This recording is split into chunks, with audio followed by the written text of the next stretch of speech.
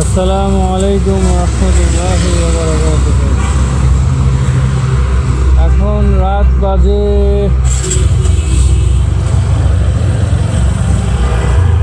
12:30।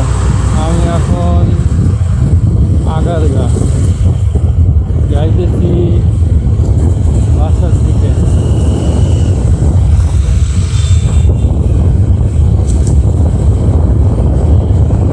Video করতেছি, মোবাইলটা হচ্ছে Redmi 14 Pro, আমার নিউ লেটেস্ট ফোন।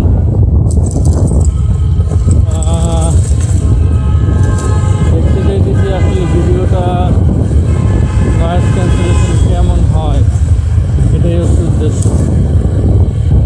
যাই হোক,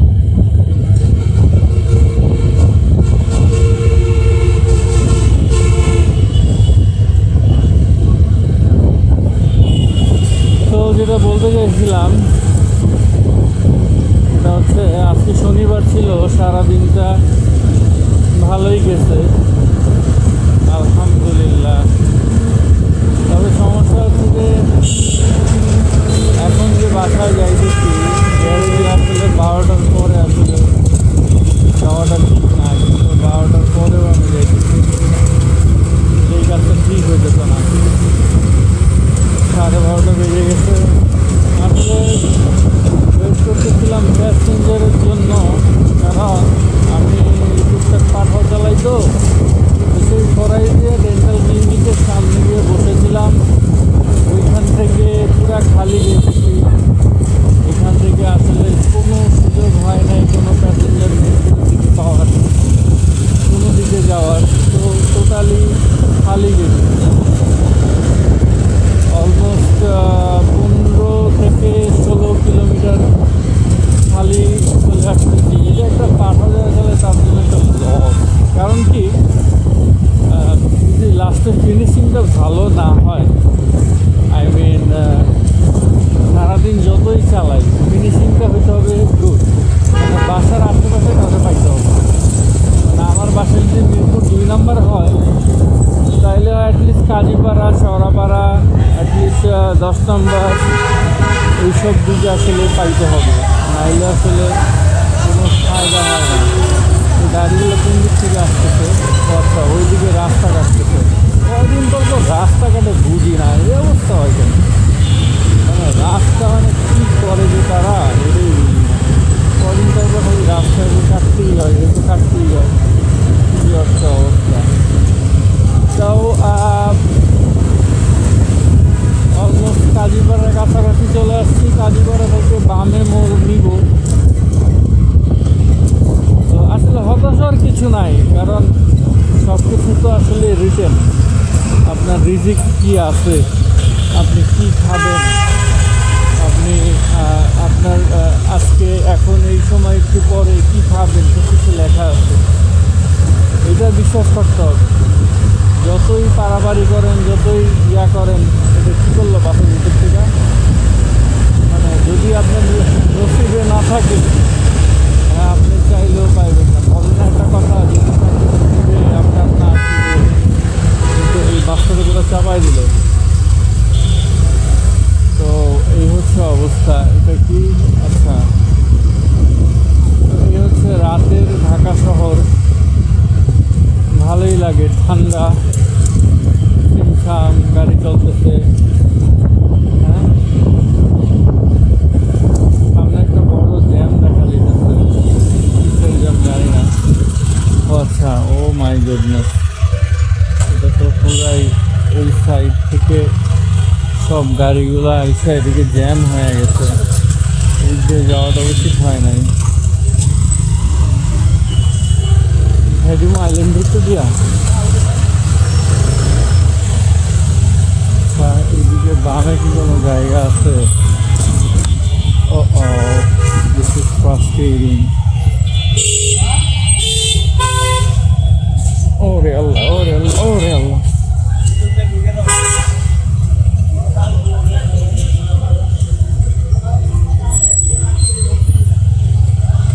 এই যে আসাটা উচিত হয় নাই, বাম দিয়ে চলে যেতে পারতাম। পুরাটা জ্যাম, কি একটা একটা ভয়ঙ্কর অবস্থা।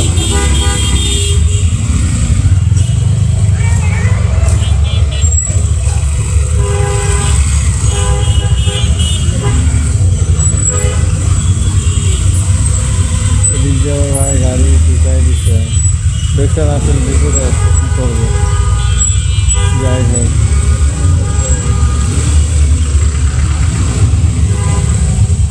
তো আমি এখন আসি হচ্ছে কাজীপাড়া। কি আসতে পারছি? ওটা কি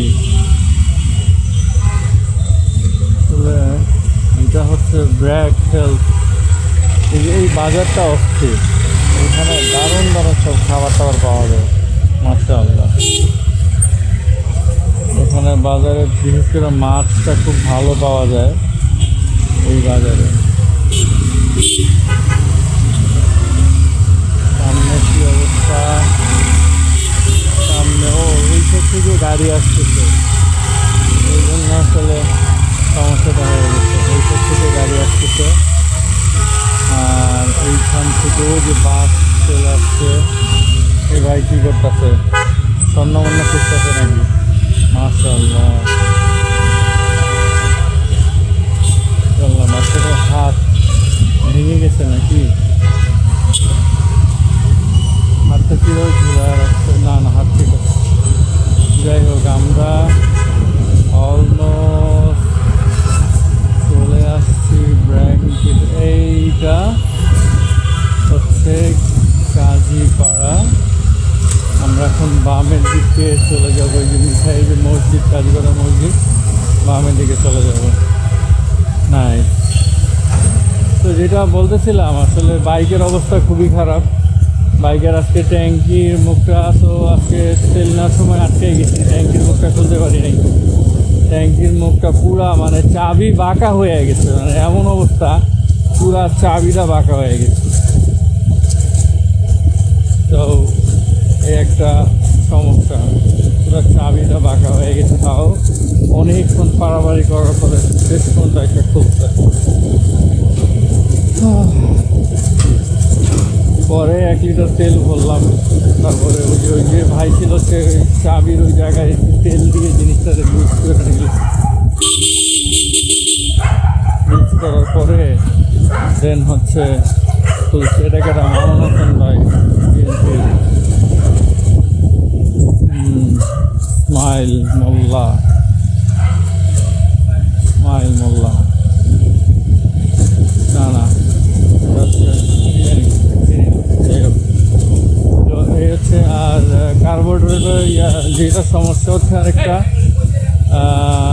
সমস্যা হচ্ছে যে বাইকের পিস্টন চেঞ্জ করতে বলছে। আমি বুঝি না, আমি আমার বাইকটারে যে সার্ভিস করাইছি, প্রতি পারলে 2 মাস পর সার্ভিস করাইছি, তাও মাস্টার যে সার্ভিস করাইছি, তারপর আমার পিস্টন চলে যায়। এটা আসলে আমি খুব হতাশ।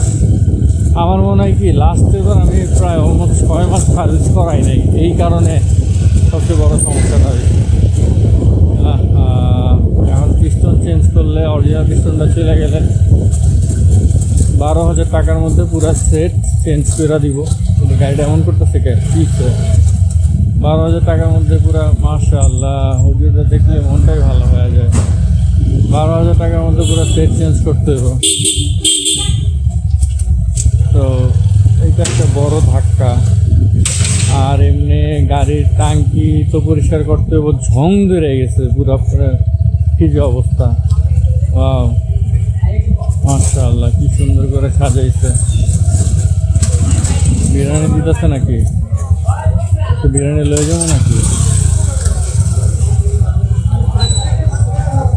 গিয়ে একটা বিরিয়ানি লয়ে খিদা লাগছে। বাহ, পরিচিত লোকজন থাকলে তো ইজ্জত থাকবো না। যাই হোক, এদিক দিয়ে যাই। কি সুন্দর মাহফিল সাজাইছে, মনে হইতেছে বিয়া শাদী লাগছে। আমার খুব শখ ছিল বড় ভাইয়ের বিয়েতে গলির মধ্যে এরকম লাইটিং করব। মাশাআল্লাহ, পুরো বাজার বেসে গেছে, কত কিছু পাওয়া যেতেছে, কত খেলনা, কত কিছু। এরা কোথেকে আসছে? এরা কি এলাকার না এলাকার বাইরে? কাউরে তো চিনি না। মাশাআল্লাহ মাহফিল মানে এরকম হয় ইজতেমার সময়। ইজতেমাতে মানে ওইখানে পুরো বাজার বসে যে কত কিছু সেল করতেছে, পাঞ্জাবি, এগুলোর দাম খুব কম। মাশাআল্লাহ মানে মাঝে মাঝে মেলায় গেলে, ফেস্টিভ্যালে গেলে খুব ভালো লাগে আসলে, তাই না? কি সুন্দর। একটু ঘোরাঘুরি করলে আছে। টপিকটা ছিল বাইকের অবস্থা, বাইকের এই যে ফ্লুইড। আচ্ছা আজকে যেটা সবচেয়ে বড় প্যারা খাইছি যে এইটা লুজ হয়ে গেছে, এটার নাটটা আমার কাছে মানে এটা যে টাইট দিয়ে ওটা আমার কাছে নাই। কেমনটা মেজাজটা কেমন লাগে। যাই হোক সব কিছু তো আল্লাহ তাআলার হাতেই, ফয়সালা তো আল্লাহর পক্ষ থেকেই আছে। এন্টারিং মণিপুর, কি একটা অবস্থা। মানুষ যদি জানে আমি পাঠাও চালাইতেছি। স্কুলের বন্ধুরা, কলেজের বন্ধুরা এক একজন কই আছে। অবশ্য ডেফিনেটলি এটা আল্লাহ সুবহানাহু ওয়া তাআলার একটা ফয়সালা। কারণ বাইরের দেশে যে বন্ধু বান্ধব আছে, কানাডা, ইউএসএ, অস্ট্রেলিয়া, আবার বিভিন্ন যেসব কান্ট্রিতে আছে, এরা আসলে এই দেশের যে একটা ধার্মিক একটা ব্যাপার, এই জিনিসটা খারাপ হবে না। ওইখানে কালচারই নাই। এই যে মণিপুর স্কুল, ওয়াল্লাহি আমার ছোটবেলার স্কুল, হ্যাঁ কত এখানে এলাকার মধ্যে। এখানে কিছু ভালো মেমোরি আছে, কিছু খারাপ মেমোরি আছে। আমার কাকার কবর, আল্লাহ তাআলা মানে জান্নাতবাসী করে। সামনে আব্বার কবর। এই যে ভাই ছোটবেলাতে দেখতেছি ডিউটি দিতেছে এখন। মিঠু,